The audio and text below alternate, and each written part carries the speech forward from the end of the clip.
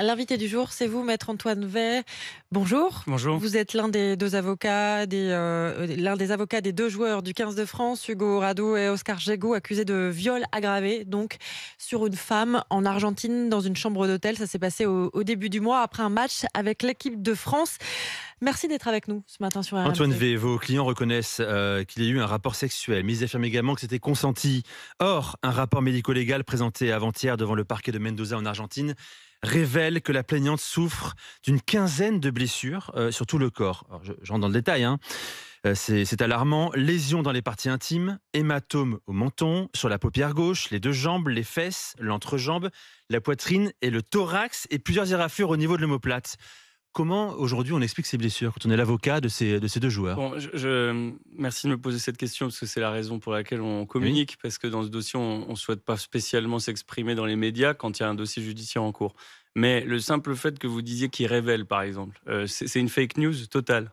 Donc ça fait 3 jours qu'en réalité, parce que je pense que c'est la presse argentine qui fonctionne pas pareil que la presse française, l'avocat et l'avocate de la plaignante diffusent des informations qui sont complètement extrapolées, décontextualisées. Vous avez lu ce rapport? Oui, je l'ai lu, ce rapport. Alors qu'est-ce qu'il y a dans ce rapport? Oui, attendez, je vais y venir, parce que justement, ça fait 2 jours qu'on entend qu'il y aurait des lésions, que ces lésions seraient dramatiques, puis vous dites c'est alarmant.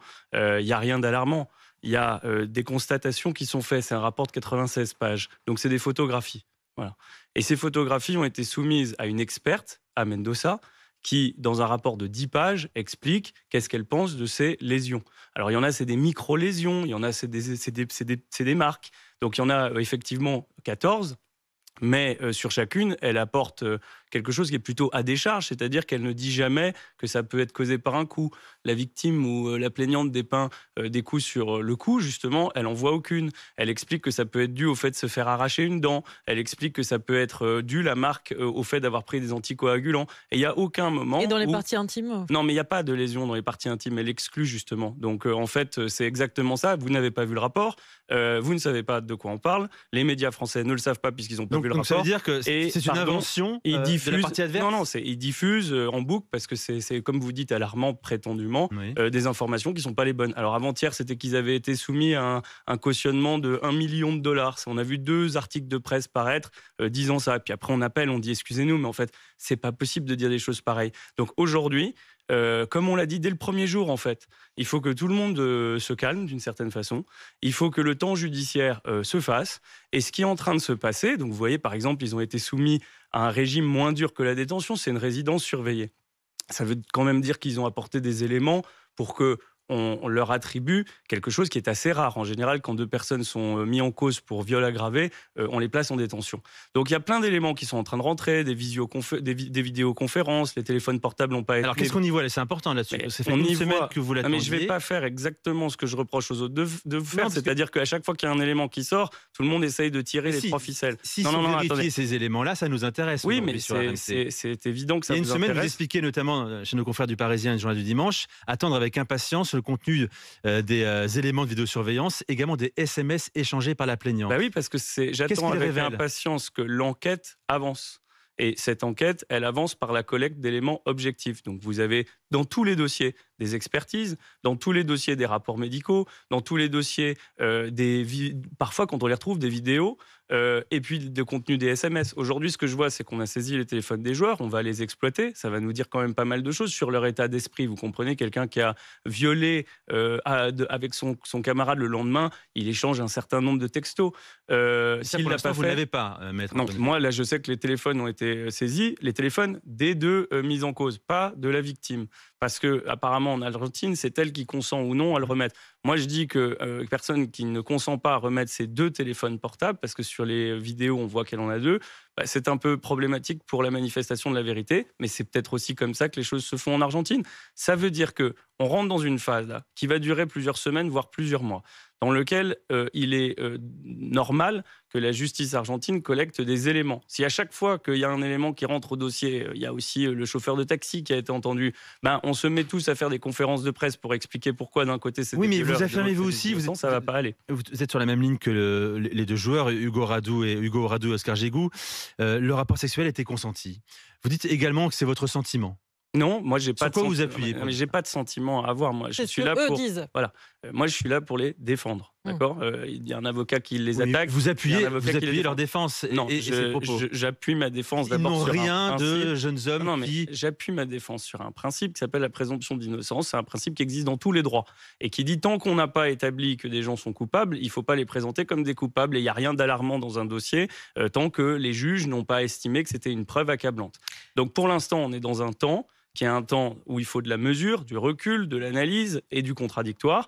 Il y a eu des déclarations fracassantes dans la presse il y a une semaine décrivant un scénario avec des impressions au cou, des violences qui ont été commises. Et ce qu'on voit, c'est un rapport qui rentre au dossier qui semble complètement contredire ce scénario. Et dans la presse, on nous dit « mais attendez, c'est très grave ce qui s'est passé », alors que c'est tout l'inverse. Mais cependant, on ne va pas commencer à faire l'enquête en anticipant des éléments qui ne sont même pas encore rentrés au dossier. Il va y avoir, je vous dis, des analyses, des expertises, des témoignages, des choses qui vont prendre du temps. Et ensuite, enfin, on va commencer à avoir une version avec, par exemple, une chronologie claire, avec l'audition des témoins. Et ça va prendre des semaines. Alors, ça ne convient pas à la presse argentine, manifestement, mais ça convient parfaitement à la justice. Et c'est notre seule porte de sortie vers le fait de justement pouvoir établir que ce rapport était consenti. Maître, je voudrais aussi vous entendre sur cette photo qui a fait beaucoup réagir en Argentine, celle où on voit votre confrère argentin, avocat des deux Français, posé fièrement avec eux, souriant.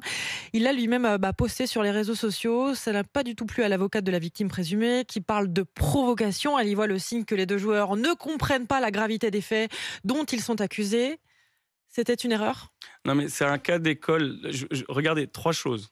Le premier, c'est la plaignante, pardon. Je me fais contaminer par le terme la victime présumée, qui veut rien dire. Non, mais c'est dingue de lire ça. Cette Mais photo, ouais. elle a l'air de se plaindre du fait que sur son compte privé, pas accessible à chacun, l'avocat argentin se félicite et voit les deux joueurs. Il veut aussi montrer une image de ces deux joueurs en bonne santé qui viennent de sortir et qui sont innocents. Mais elle fait dans le même temps une campagne de presse pour révéler. Il l'a lui-même retiré. C'est peut-être la preuve que lui-même a bien senti qu'il y avait quelque chose de gênant. Il peut avoir commis une maladresse en la diffusant sur son profil, mais il peut aussi avoir délibérément souhaité montrer des joueurs une image qui était une image rassurante et positive. Ce que je pense par contre, c'est d'en faire tout un foin autour de le fait. Je ne sais pas si c'est la meilleure image possible pour vos clients. Bon, de toute façon, entre deux hommes. Non, mais moi je suis pas l'avocat. Attendez, moi je suis pas l'avocat de l'avocat. Autre question, est-ce que vous les avez au téléphone tous les jours ? Non, mais ça, c'est des choses que je commande pas. C'est-à-dire qu'il ne m'appartient pas de commenter qui j'ai au téléphone, comment, qu'est-ce qu'on vit. On peut vous demander quand même dans quel état d'esprit ils sont aujourd'hui. Vous voyez, quand on montre une photo pour montrer dans quel état d'esprit ils sont, on nous le reproche. Alors on va plus rien dire. Mais globalement, qu'est-ce qu'elle veut dire cette photo ? Il veut dire voilà, vous voyez deux garçons qui sont quand même contents de ne pas être placés en détention, qui sont combatifs, qui ont envie d'établir la vérité et qui, dans leur parcours, dans leur psychologie, dans la façon dont ils sont, ont aucune raison d'avoir commis ce soir-là un viol aggravé. Tous les joueurs, tous leurs clubs, tous les familles les soutiennent. Bien sûr qu'ils n'en savent rien de ce qui s'est passé dans cette chambre, mais enfin, en termes de personnalité, on voit que c'est deux sportifs de haut niveau. C'est des gens qui ont pu faire la fête, mais qui n'étaient pas partis dans cette chambre. Et manifestement non plus, la plaignante n'a pas été contrainte d'y rentrer pour faire autre chose que d'avoir un rapport consenti. Merci Antoine Vey d'être venu ce matin sur RMC. Je rappelle que vous êtes donc l'un des avocats d'Hugo Horado et Oscar Jégou, les deux rugbyman français. On va suivre évidemment cette affaire sur RMC.